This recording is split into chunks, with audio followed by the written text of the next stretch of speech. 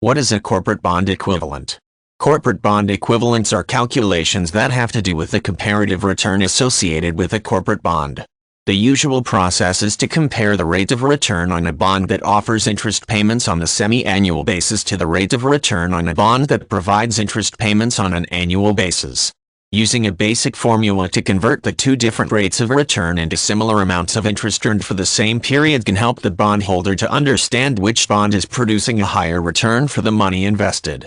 In most cases, the corporate bond equivalent process requires that the initial investment in each of the two bonds under consideration be the same or very similar. This helps to simplify the process of comparing the rate of return earned from each bond. When the initial investment is the same amount, then the focus shifts to the rate of interest associated with each of the corporate bonds and the schedule for the payment of that interest. Many types of bonds provide interest payments on an annual or semi-annual basis.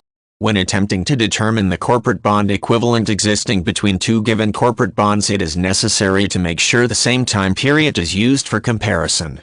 For example, if bond A provides interest payments on a semi-annual basis while bond B provides interest payments on an annual basis, the simplest way to get a quick and rough corporate bond equivalent is to add the two payments received in the same calendar year for bond A to the single payment received for bond B during the same year.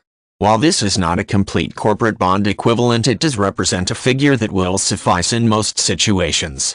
There are additional factors that may be addressed and allow the calculation of the corporate bond equivalent to be further refined. Making allowances for small differences in the initial investment in each of the two bonds is one consideration.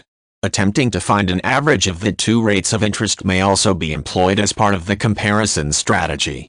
However, these factors are usually reserved for situations where the return on bonds is being projected before a purchase is actually made. When looking for a rough comparison between bonds already purchased, a corporate bond equivalent more commonly is a simple reconciliation between the frequency of issued interest payments and the actual return received for a cited period.